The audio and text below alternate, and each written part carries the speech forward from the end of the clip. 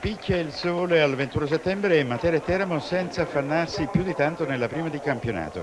Biancoazzurri lucani rinnovatissimi e quindi in piena fase di assemblaggio.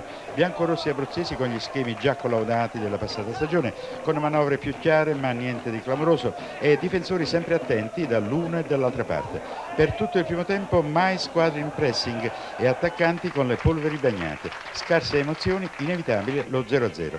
Ripresa, Florimbi ancora senza contratto, continua a dirigere le operazioni dei suoi al di là della rete sotto la tribuna, mentre in panchina siede Chimenti e Matera in vantaggio dopo 5 minuti.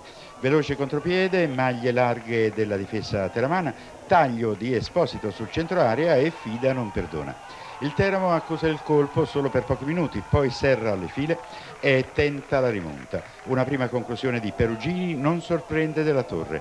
Quasi a metà tempo Florimbi cerca di dare più vigoria al centrocampo e Di Feo rileva Onofrio. Ancora in chiave offensiva gli ospiti, pericolosi però solo su calcio di punizione affidato a De Amicis.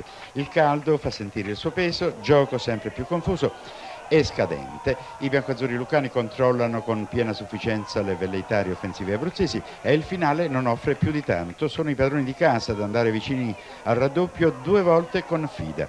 Teramo ammirevole sul piano agonistico e vittoria che dà fiducia al Matera ben lontano nei valori tecnici dallo squadrone della passata stagione. Non è giunta la ratifica del contratto di Carlo Florimbi, in panchina ha Vito Chimenti, il secondo dei biancoazzurri. Un esordio positivo, 3 punti all'attivo.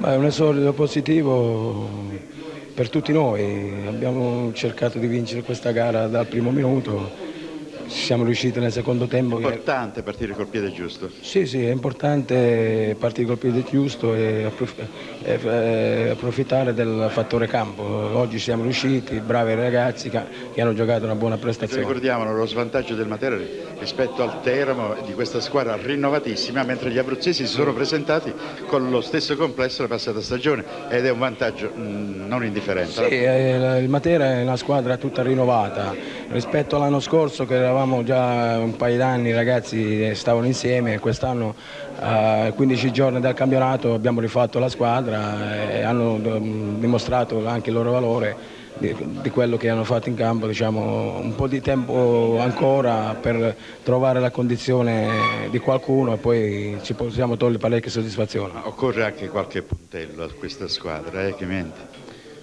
Per un campionato d'avanguardia. Sì, c'è la società, il direttore generale, il direttore sportivo che si stanno muovendo sul calciomercato per trovare qualche pedina importante.